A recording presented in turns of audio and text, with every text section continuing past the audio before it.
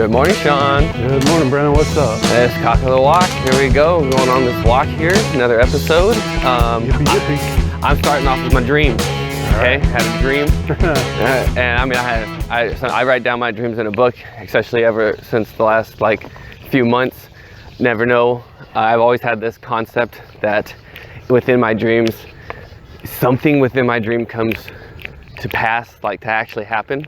So it's like my superpower is I dream the future, but it could just be that in my dreams I dream so many different things that I get déjà vu or something. I don't know. But anyway, here's this dream I had. I have no clue how it's gonna come to the future, right? Sure. Or it's just a dream. I gave up on my dreams. Yeah. There you go. I was in a kind of like a field, but it was set up to be like a banquet or a festivity. Some kind of event was happening. I didn't know exactly what, but I kind of felt that I knew what was going on. So I'm sitting there, my siblings are there. Everyone's kind of happy. We're all just hanging out, and I start dancing with my little sister, okay? Mm-hmm.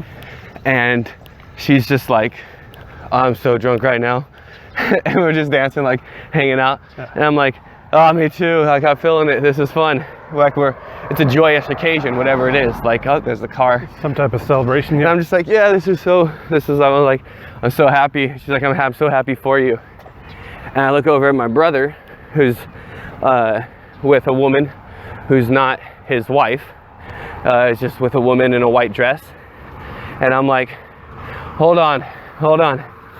And I look over and I was like, I love you. I say my sister's name, but I want to dance with my wife.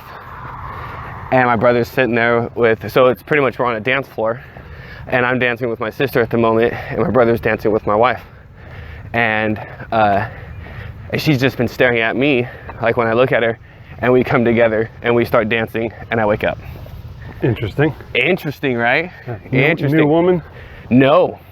Oh, it's your ex? Was not. No, it was not. And I felt when I woke up today, maybe I'm crazy or something, but that there's this commitment that I made, and that commitment takes sacrifice. So I have in me right now, even if that sacrifice to uphold this commitment means to give someone freedom, give someone whatever they need. If it's meant to be, it'll be meant to be. I just had this well, life is gonna happen the way it turns out. Obviously, I'm gonna make decisions. People say life's just gonna turn out the way. No, you make decisions in your life. It's called free will. Yeah, if you don't go to work, you get fired. But if you try something, maybe you'll have success. And that's why I when I woke up, I just started working on podcasts. That's what I just woke up, started working on podcasts and getting them out there, because there's at least 5 that are just chilling there. So I set up for 3 of them, and that way in the next few days, each one's released in one-day segments, and people have more stuff happening. Stuff happening. But it was such a weird dream for me to have, I think, but at the same time, it made perfect sense to me when I woke up. Does that make sense?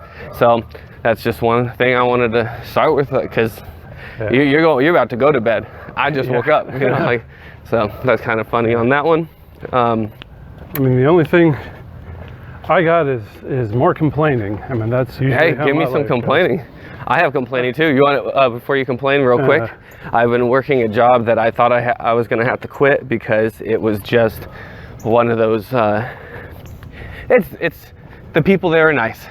Yeah. It's a decent environment. It's very fast-paced and busy, kind of stressful. But it keeps my mind busy and all that.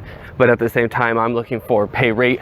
That's one of the biggest things. No job I have right now is going to be and then you did this the rest of your life, So whether it was retail at Ross or host, it's what am I going to do? So I let the manager owner, I was like, hey, I just want to let you know that I'm looking for another job because of just the way this job is. I'm going to try to make this job be my priority job. This jerk, it's a residential neighborhood. I know, right? We got you on audio. But and I was like, so I'm going to look for one maybe at night, but that means that I can't come back after this shift that I work. I can't come back like you. You kind of laid it down, yeah. That if something better comes up, you're going to go. And this owner was like, well, you know what? Just to be real with you, everyone likes you here and thinks you work really hard. The other people that are in your position, they just kind of stand around, and everyone appreciates that you are always doing something. You're always working. I'm like, okay. Difference is, I'm a near 35-year-old man, and they're probably 17-year-old girls. You know, like I'm like, gotta get this done. Gotta get this done. This has to get done. My phone. Yeah, and so. I was like, that's cool. She's like, well, so we're going to try to give you more, like I'm trying to cut them, keep like 1 or 2 around just you get more for the hours, weekends and less. give you, you know, make this your position here. And I was like, that's awesome. I appreciate the compliments. It's not about the scheduling, it's about the pay. Yeah. And she's like, okay, let me talk to my partner about that.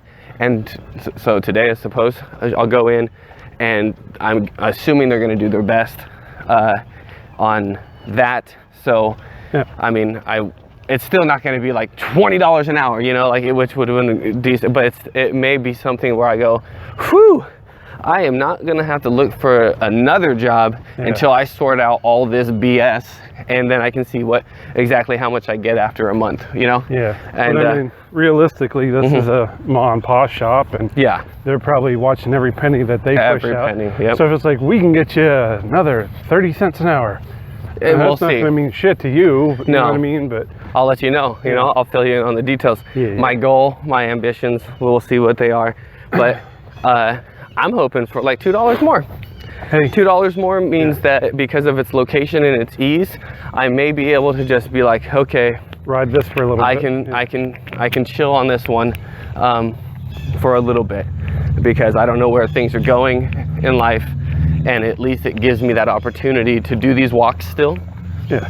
Given the schedule, I still get to do these walks, which any job right now isn't going to be like, hey, that's what you do. So I might as well keep with some of my passions. I might as well keep developing as a person, but never stop trying to reach a sustainable, suitable full-time position either. You know, do it in between. Try to go bigger if you can. Yeah. And again, I want to make sure that I do, if I can, stabilize myself out here for, I mean, fuck the court, but I mean, it's obviously for the court's eyes and all that stuff. It's really just honestly for the kids. Like, you know, and daddy living under a bridge, you know, and daddy living in a crappy apartment, like, you know, better. So, but then obviously you turn that into the court and go, here, you fucks, you guys made unrealistic expectations. Here's how I met them. I hope you all rot in fucking hell. That's the best I can do. So, what's your complaints? Well, I mean, I don't know if you're fully aware, but yesterday I literally slept my entire day. Yeah. That was my life. That was my day, the entire day. Yeah. And it was, I think 8.5 hours of sleep, or in bed, I should say. So that was the exact amount of time that you were in bed, okay? Yep. That's it. That's what I did yesterday. It's my entire freaking day. I didn't even get up and eat dinner. No, I got up, you didn't. Got a shower, went to work. Welcome to my life. So, what do I have to comment here on today? What do I have? Nothing, because I didn't do a damn thing. And that's what it's like. And is it worth complaining about? Sure, I could have got up and been sleep deprived and tired, and it wouldn't matter. Yeah. But it's just like that's what my day consisted of yesterday. So 8.5 hours of sleep you feel in your life is maybe too many to actually get an experience in? Because I mean, if you think about, like, you should be getting 6 to 8 hours of sleep. You're like, yeah, but if I do that, there goes my day. Oh, I mean, I've literally set an alarm so I can get up and quote unquote enjoy my afternoons. Enjoy, you know, being awake. Yeah. And I stumble out of bed like a zombie when I do that. It's like, how much of enjoyment is that? I was freaking tired yesterday. I slept. You were Sue me. So I was gonna say two things on this. One, it's not, you know, it seems like we always give advice to each other in the opposing argument, right? One, you were tired, so you slept. That's listening to your body, maybe, right? You're tired, so, and two, this is your work week, and this is your middle of it. So you worked a few days, 2 days, a couple days. Yep. Then you got off on the third day or second day, whatever it was, and your body's probably tired. You slept for a while. You woke up. You went back to work. Is that not typical for someone who works those types of hours with the transit time? Oh, if I know. Okay. I don't know what's typical anymore. I just feel like a damn zombie, and then I have a lot of stressors at work right now, and I'm just trying to work through them. And one of the stressors, I'll be honest, is a coworker, and I have to work side by side with this person, and I'm angry at that person. And it's hard to be like, hey, would you do this? What do you got going on this weekend? How was your day? Like, I could be cordial, I can be professional, but I don't want to be your buddy, you know? And it's hard to, work a shift where you're not talking to anybody. I mean, I can deal with it. It's just... No, but it's hard. I think that actually might be part of... it's harder to, be with somebody and then not want to talk to them, Dude, I know exactly what that's like. If I must be lonely, I think I'd rather be alone. There's a lyric from some song or something, but if you must be lonely, you'd rather be alone. Yeah, something like that. Because having that like people around that you don't want to talk to is worse than having no one around at all. Exactly. Good morning. Morning.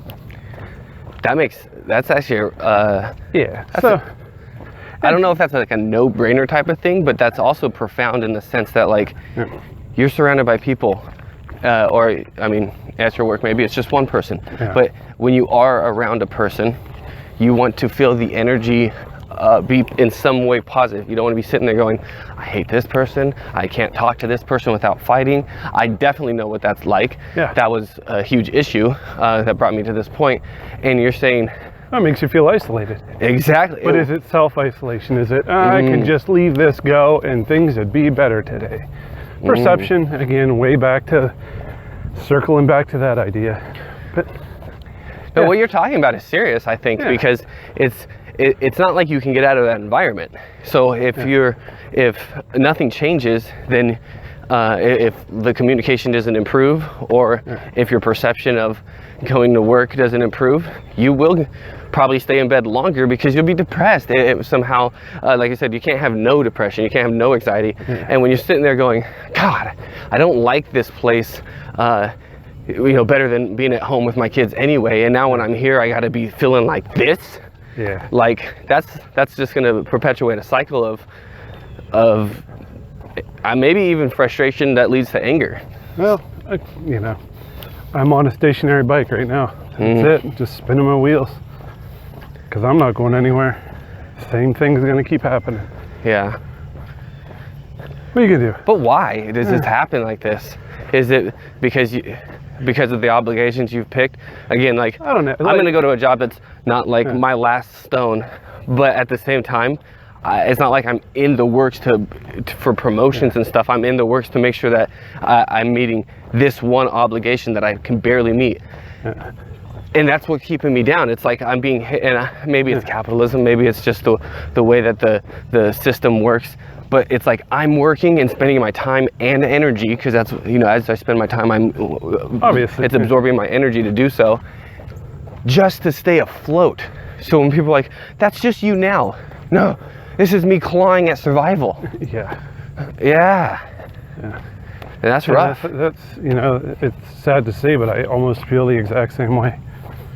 There's clawing at survival. Clawing at survival. It just, again, what are we doing this for? Am I doing this for a paycheck so I can pay for a place to sleep so I can get up and go and earn a paycheck? Exactly. No, I think you're onto something, because I think that's what people need to get woke about. If you're wondering why there's no progression in your life, the way that I kind of am realizing it's going to be hard too, the way that you might be like, kind of have an inkling about this, is it because the system's set up so inaccurate on pay and wages and stuff that working this job to have your American dream is such a fiscal burden that you're not able to actually I believe the American dream has long been dead, my friend. Long been dead? Work hard and get ahead. Yeah, it's not a thing. It doesn't exist. It's work hard and stay afloat. No. Or fall into poverty if you don't work. It's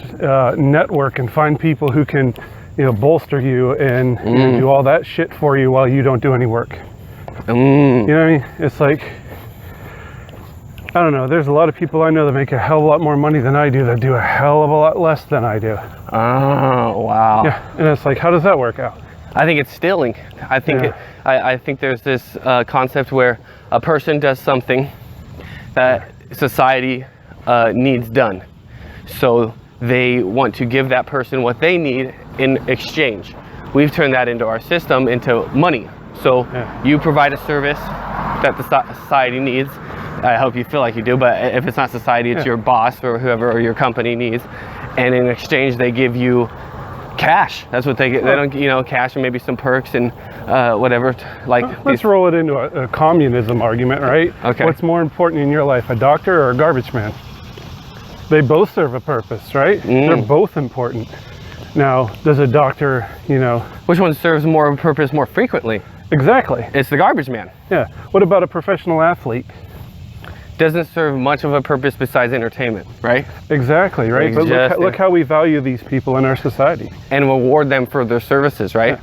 But I'm not saying a doctor doesn't deserve money. I'm not saying a garbage man doesn't deserve money. Or it's just... What I was going to say, though, is, so an athlete, even though we can, why we're paying them so much or whatever it is, like they provide a service, whether it's entertainment or computers or some, something, like Jeff Bezos offers us a service of Amazon. We respect it, so we not only pay for that service with Prime memberships, but we also feed that service with the money that we go out and do. We do that. There's people out there or entities out there that don't provide that service. They're just taking from the society. So they're like, we do this and we tax you, and the taxes pay our stuff. And you're like, but you didn't offer us anything. Nope, we're just taking. Yeah. We're just taking from the pot. And you're like, but you're not giving into anything that we hold dear. It's, we don't need that service. It's just a flawed system, man. Yeah. Everything's janky. Jankety. It's inequality at its finest. I'll bring it up again because I've brought it up a million times. Give me a farm. Let me provide for myself. The work I put in is the work that is to sustain my life, not to enhance it or fulfill it. Do you know much about, not saying that farming, but the farming, the finances, the ins and outs of farming? Hell no. Okay, so from what I understand, and I could be totally wrong, dude. Yeah. But farmers have land. Their land is expensive, and their profit it's taxed. It's taxed. So maybe they lease their land from the government or from something else, right? And they got to work all this stuff just to make sure that they can make ends meet. There's a system out there called homesteading. Okay. Which basically I think you get some tax exemption from. Okay. I've never looked any of this stuff up, so I can be talking up my ass, but I mean, there's ways to get around it. Ways to get around homesteading. Yeah, or like taxing from farming and shit like that. I know there's like free land in Alaska, stuff like that. But who the hell would want to live in Alaska, right? I went to Alaska once. I didn't want to live there. I'm just saying, there's options, and you can investigate and look into it. But I'm locked into a capitalistic society that I don't have an escape from. And that really, I'm going to cross the street real quick. Yeah. And it really seems like this society is, like, I just say it bluntly, they don't give a fuck about you, dude. Oh, hell no. They're like, hey, dude, did you come into work and make us that profit that we made off of paying you your wage? And you're like, yeah, I clocked in, did a bunch of work. Cool. You ever stop doing that, your life will be destroyed. Like, well, how? Because we're going to take away your paycheck. And you know how much you rely on your paycheck? Exactly. I don't know, and just, again, without getting into super specifics, it just seems like there's some people at my job that are getting exactly what they want, and it takes very little effort. And then I'm trying to get something that I want, and it's this insurmountable hurdle. And it's like, how is that not make you angry or depressed or upset or even just to feel slighted? Yeah. And does it feel like what you want is so much more than what they want? That's why you're getting such a backlash or rebuttal to what you want? I've almost figured out that they got that. They got what I want. They got what you wanted. And it's like, well, I don't know if we could do that for you too. I mean, me too. You know, it's no, that I kind of a big screw. And again, I'm not getting into too many details, but just that concept though alone is where, you know, like, hey, I'm at. There's this picture I saw in college about equality, inequality, stuff like that, and it's equality of outcome. And it's of 3 people of different heights. One's kind of tall, one's middle, and one's really small. And the tall one can already, and they're all trying to look into a baseball game. And the tall one can already see over the fence. The middle one needs a box to see over the fence, and the small person needs 2 boxes so to see over the fence, so they all can see the game. So there's that concept of no boxes, 1 box and 2 boxes. Now the outcome's equal for everybody. But in our society, it seems like everyone needs the box. And with everyone getting a box, the tall guy can see way over the fence. The middle guy still sees over the fence, but the short guy can't see. He still can't see the game. Yeah. And that's more and more I think about that as I look into the world, because the first version, hey, real quick. Yeah. You're good with analogies. I am? Just saying. Was I not? How shitty I am with analogies. That was actually pretty good, right? Yeah. Everybody gets a box, but just because everyone got a box doesn't mean everyone gets the same opportunity to be equal. And the second version, I feel, is more and more what we see. I want my box. You don't need it. I don't give a fuck if I need it. I pay my taxes. I abide by the law. Give me my box. You realize if you take a box, this person's still going to be down and out and not have the same opportunity that you already have. I don't care.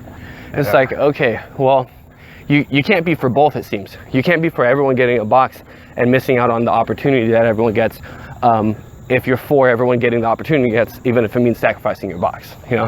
And I just think in this world, more and more, we've come to this conclusion of give me mine. I heard some, we talked about that one movie. It's like, push this button, get $1 million, someone dies. Oh, yeah. Push. How many times can I push it? Can I push it multiple times? You're like, but you realize life is being lost. Not mine, right? Yeah. Push. Yeah. And then it ended up being somebody you loved and blah, blah, blah. But the moral of the story type of thing. Yeah. You never know, like, the consequences of that action. I just feel like that's what sensitive people, maybe like me, maybe you are sensitive too. You're just a bigger person who's more sensitive. You want what's best for the whole group, even if you take a hit. And I think, I believe you are that person, because I see you taking hits up until some point, until someone's blatantly using you or blatantly taking advantage of you, you know, or you haven't got what you need in order to sustain. No, I've always said, don't back me in a corner and don't poke the bear. If you can tell I'm angry or pissed off, like, just stop. Just stop it. Yeah. You know what I mean? Yeah. But if I realize that I'm trapped, I'm going to snap. I'm going to jump. And I said, I don't know how far I'm at work, but I feel like this corner I just keep getting backed into it. They just keep pushing Shaun into a place where he has no options but to endure the pain. And then I get this reality of like, this is just a job. Yes. There are other jobs. I don't have to do this at all. Yes. Now, it pays a wage that, you know, puts my life at a standard. But I don't have to do this. Do you find meaning in your job, man? Like, honestly, do you go to work and go, this is meaningful? I wanted to. Okay. I've literally converted it to time for money. Time for money. There's a concept. I get my time, I get my money, I'm going home. And then that's it. Is it like I'm helping this patient? A patient name doesn't even register anymore. Yeah. There's also an MRN, medical record number, that associated with that patient. I just see the number anymore. It's like 1583 needs this test. Okay. And I don't know the books that have been written about this, but there's got to be something about spending in your case, almost wasting so much time doing something that's meaningless to you. Now, you could say, stop being so sensitive. That's what a lot of people have to do. Fucking get your bills paid, right? Suck it up. Welcome to America. The thing is, there's got to be a gut feeling you have about what you want to do or what would make you happy, that you're pushing aside to ensure what you are doing is fulfilled. And there's got to be a disconnect there, because I use a baby, for example. Baby, they're hungry, they cry, so they get what they need. And as you grow up, you might lose that gut feeling of like, I need to do what I need to do to get what I need.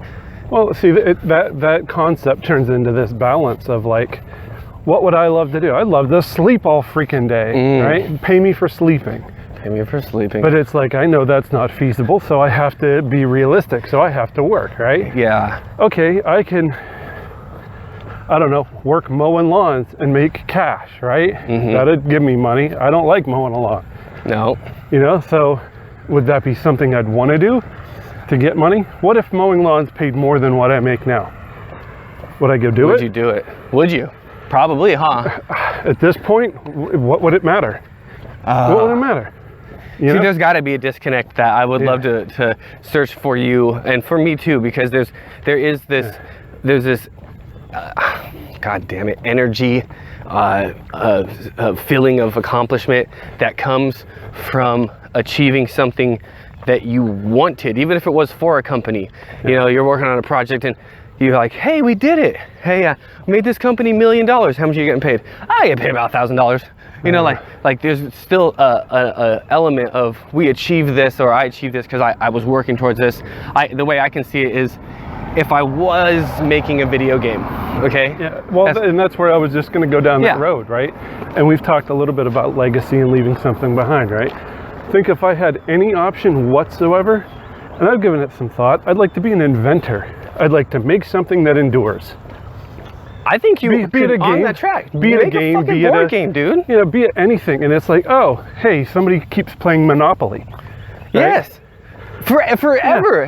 The person who invented Monopoly, is that person still alive? Is it just a company like Milton Bradley? Milton Bradley, yeah. But imagine that, right? Monopoly, right? So I create a board game that people have at least heard of, right? I mean, even that would be like amazing. You know, but then you look at this day and it's all computers and PlayStations and Xboxes, and even the ones that we like to play, because we do play Settlers of Catan. I hope I say that right. It is a board game, but I was old as hell too. And it's old as hell. So I was about to buy that board game on the Switch for $20. But I went to Walmart at the same time and realized that the box version of it, the first version, is like almost 30, maybe 25 to 30, right? Yeah. Then you can get the expansion, which is another 25 or 20 to 25 bucks, right? Yeah. So you could go buy it digitally, because they don't have to reprint it. They don't actually have to use materials. It's just 10100, you know? Yeah. Or you can go get the tangible thing, spend a little bit more money, have to clean it up after you're done playing and all that stuff. So you may have a market that's going out.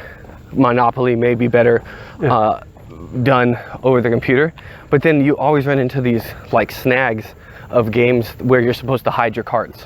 Any game you're supposed to hide your cards. How do you play on the same TV? You know, everyone look away. It's my turn, you know. Oh, I play Battleship. My son has a computer Battleship game, right? Battleship is 1v1. How do you hide your boats when somebody can see your screen? Exactly. You gotta close your eyes.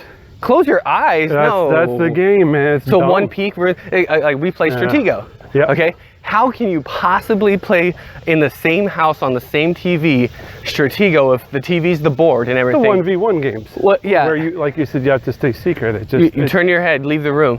Really? I ain't doing that. That's actually more convenient than just staring out on my phone or something, you know? Yeah. Because if I see your flag, I'm gonna come. All of a sudden, I'm gonna make all these perfect moves and be like, here. What is that move? Oh, there it goes. Yeah, you can't do that. I mean, again, some games limit themselves to certain options, but again, like I said, Uno's one of those too. Yeah.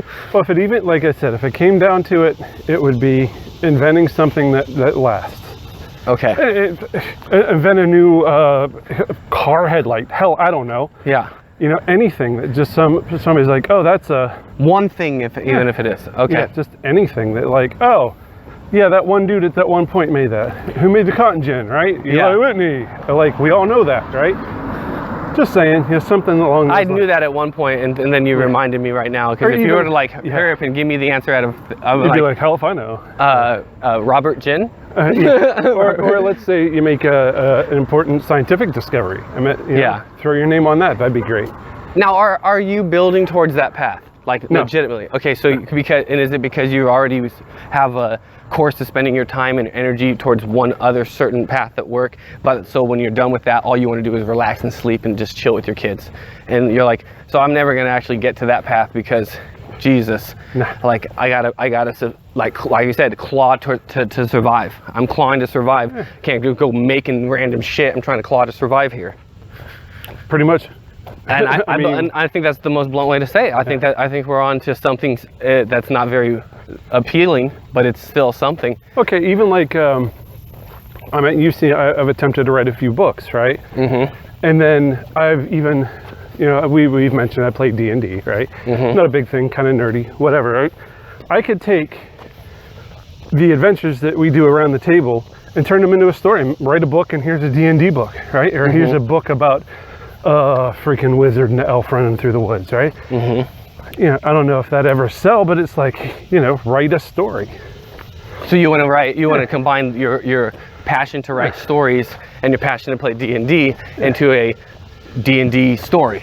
Well, I kind of already did that with a D&D thing I played a while You have ago. a few characters, and when you, I mean, as a person who's only played a handful of times, literally under one hand, like under 5 times, you have, when you play, it seems like you'll spend hours I got a setting up something. Then people come into the room, they'll sit down, and you're like, okay, so we go into a cave and you meet this guy, and oh, what's up, guy? And then this guy you enter into a whole, like, you get into character, and you're like, okay, now this character, then you leave, and now you're talking to a merchant, and it's like, this is cool. It's cool. The way you do it is cool. The way that you do it is entertaining. How a person reading that same book might miss the point of changing up your voice and being like, and then you have other people that are around the table like, what's your character sound like? And one character is like, hello, well, I'm a mage and I'm from over here. And then my character's like, I don't know, man, like I was just sitting here trying to be a bard, and singing songs. Singing songs. I was like, night, man. You make it fun, you know. And it's, to me, I don't know, it's using your imagination, right? And I mean, what better way to tap into being a kid other than, you know, and that's where you want to pretending. The inventor thing. The inventor thing's because you have your imagination's so big and so like overflowing that you want other people to like join the party, join into my imagination. And it seems sometimes you can actually get a little frustrated when people are like not paying. I want you to imagine with me, God damn it. Hold on, listen. You're not listening to my imagination. Okay, so that's called getting sidetracked. There's a story, goddammit. Listen to the story and then get sidetracked. We're trying to kill these wolves, okay? They're biting us. I want to get in a boat. Where'd the fucking boat come from?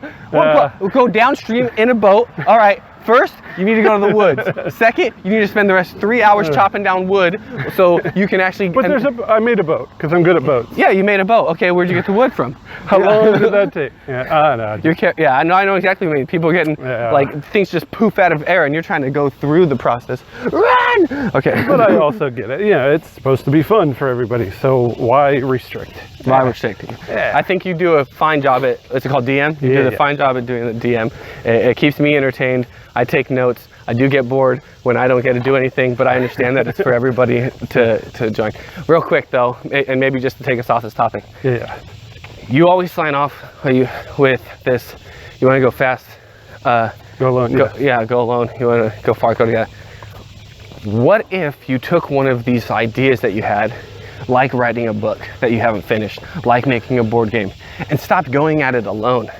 Let me or your kids somebody help out, do each part that made it a thing, and then took that thing and pushed it to the next realm of sell this thing or promote this thing for free, or you know what I mean, like rather than being like, I don't have the time so I touch on it and then I go, choose something, whether it's a game, a book, maybe something you have in the works that you really are like, I'm finishing this. Yeah. Finish it to the degree in which you believe would be proper for that legacy. Not for, and maybe, I mean, you might have an idea of like, well, my legacy implies I make money off of it. Yeah. Leave that out for now. Well, okay, I'll give you an example. I've been writing a book for over a year and a half. Okay. And and trust me, I'm not good at it. Okay. But there's a semi like erotic adult part that I'm coming up to, right?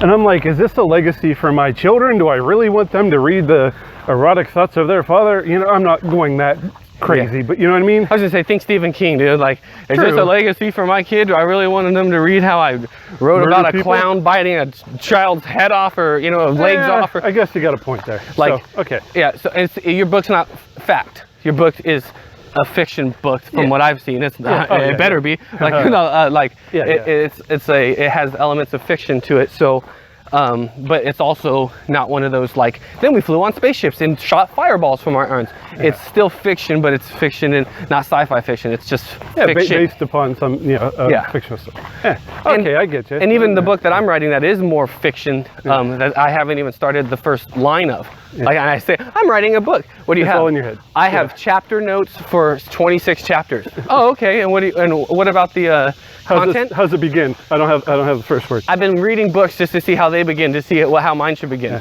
Yeah. For years, and I'm not. You said like over a year. I've been thinking about this well before 2016. And most of it's procrastination and fear, because we talked about when I write a song or even lyrics, they just flow out of me, and like, that's what it is, that's what fits. Sometimes I'll play it for a few months and change up words here and how that line went, but for the most part, that's how it is. And some people go, how do you do that? How do you just stick that line and those string of thoughts, like instruments together and go, that's it? There's so many more options. I'm like, yeah, well, I'll save them for the next song. I don't care if the next song is exactly the same but with different lyrics. I don't care. Right. And you were talking about an author who goes, yeah, no, usually it's easy to predict. Yeah. I'm not gonna dog on Dean Koontz, one of my favorite authors. Yeah, it's the same book. Every book's the same book. So that's and I've read every, like almost everyone he's written, and it's like, I don't care, I'll read it again. I looked at a book, and you told me, I was like, said some character's name. You read the first paragraph of the book, and I'm like, I'll read this chapter. Let's just say it was Alice. It was like, Alice likes to run. That was like the first words, like, Alice likes to run. And you're like, I bet you Alice is either going to be dead or she's the main character. Like one of the two. End of the chapter, she was dead. And then you're like, guess what happened to Alice? Which was like, okay, so he's not worried about rinse and repeating. He's not worried about this one for one, like, which is what I'm worried about. I'm worried, like, I got one story. It's the only story I have like this, so it's got to be perfect. And I think that's what's stopping me from actually pursuing it more. That illusion of perfection. Yeah, if this one story has only one way to tell it, what's the best one sentence? What's the best first sentence? Oh, I get you. And it's like, there isn't one. There really isn't one. It's almost worse than writer's block. Yeah. It is worse than, it's, this abundance of choice. It's, I can go anywhere. Then I can't go anywhere. And I am not going to be, then I choose to stay still. Yeah, you should move. You should really move. Yeah. So I think what I'm going to take away from today, just talking, because we had really nothing when we started. We started with we never do. What I dreamt with last night and went into this. I'm going to try two things. One, to get started on the stuff that, I do the podcast stuff, but to get started on a new project, but maybe finish an old project that, like that book that I've been not writing. Maybe that's the new project, just to finish an old project. And then two, see what kind of old project you have sitting around that you might need a little bit help with to finish, to get to that point. Okay, well, if we're gonna go down that road even at all, again, I just by lack of response, I don't believe anyone's listening, but hell, if anybody does and you're artistic and you wanna throw some free art my way, I have a card game idea similar to Pokemon. I need art for. Need art for it. Send me an email. Is it free art you need specifically? or could you settle for $10? I'd throw a couple bucks. I mean, Okay. I'm talking probably, in my mind, it was probably close to like 100 images on 100 different cards. Okay. So that's a lot of money, and that's a lot of drawing. What would I throw for that? I mean, if I can turn it into a production line, would you exchange a partnership with that product over money? I'll give a percentage. I don't care. Yeah. I'll work something out with somebody. And would you allow me to go, then I'm going to seek that for you? So you're like, hey, I have this idea. I go, you need what for that? Okay. Hey, then my buddy needs this for that. He's going to give you this for that. Then they come up to you and go, hey, I heard that you're going to give this for that.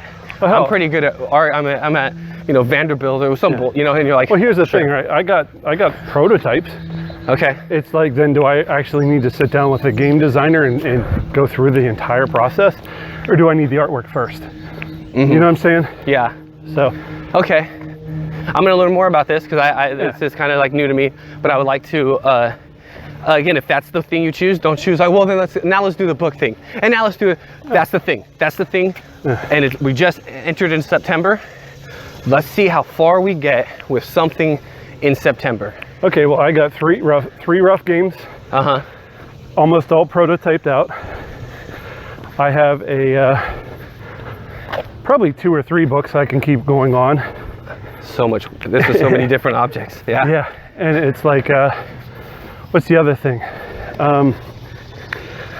This is just hobby off the side, but I do like some woodworking. I was about to say, what about the wood stuff you do? And I can, I was thought about Etsy and shit like that, or even like your online business or website, Because that's the part you're not good at. You are the inventor. You're not the networker. Again, you can't go at this project. I can't go at these projects. You told me this. I always think shit to me because I'm selfish, I guess. But with Half Moon Day, just because I can play guitar, bass, drums, and sing, doesn't mean I can be a band. And I should give whoever is joining, or whoever helps out, or whoever plays, the credit that they deserve for their contribution. Okay. And that's what I tried to do with the last time I was releasing content. Was okay. It's not just the fiend, the freak, the phone, the flake in my likeness. Just because that's how I wanted it to be in my head. Yes, these are the characters I created, but Shaun's on drums. Like that's the thing. He helps me write songs, and he plays the drums, and then I take those drum licks and I add my own flair, and then I make a song out of it. So there's credit where credit's due. I want to on maybe a next podcast touch on the future of music. Okay. I mean, because I have a lot of thoughts on that. So okay, well, I can't wait to hear them. Like, the bands even exist anymore? That's kind of where I wanted to jump. That's what I wanted to jump off of. Go into if bands. I'll make sure to ask you that because again, like, do they? But so we take a project. It's September. I'll try to be like, hey man, I can give you 30 minutes every other day about your project.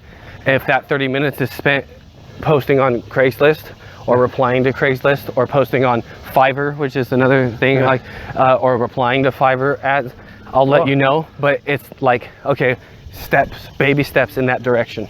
Sure. For what you said was, to go together, right? Sure. Go at it together. Sure, yeah. And if it goes nowhere, which is usually where we get disgruntled, because there's so many projects that we've started and they went fucking nowhere, even when I got to the end. Even when I was like, this thing has a UPC code or whatever it is, this thing you could buy, this thing you can see on Spotify, your other podcast, hey, it's out there. Yeah, no one's listening. Oh, I finished a prototype for a game to spite my wife. She's like, you're never gonna finish that. And I'm like, you know what? God damn it, I am gonna finish this. And it turned into a prototype. It wasn't the completed project, but it's like, you can play this with the prototype I have. And I finished it, screw you. And you did it, and then it becomes, and you should do this for yourself. And then it got put on a shelf. I was gonna say, but no one's playing it, and you're like, no, that's not. That's do it. Some element, I guess, has to be done for you, rather than stick it to you. Although I bet you there's a lot of businesses and successful ones at that all started as, I'll show you. I'll show you businesses. And hey, good for them. Right? Yeah, good for them.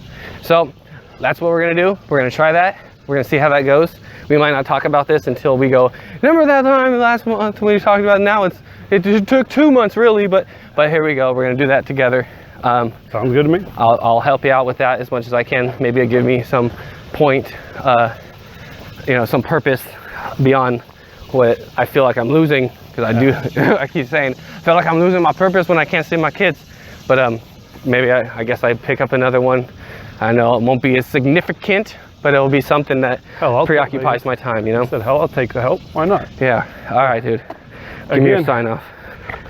I shouldn't even have to say it at this point. All right, yeah, if you want to go fast, go alone. If you want to go far, go together. Thanks again for listening. Thanks for listening. If you did, Cock of the Walk Podcast.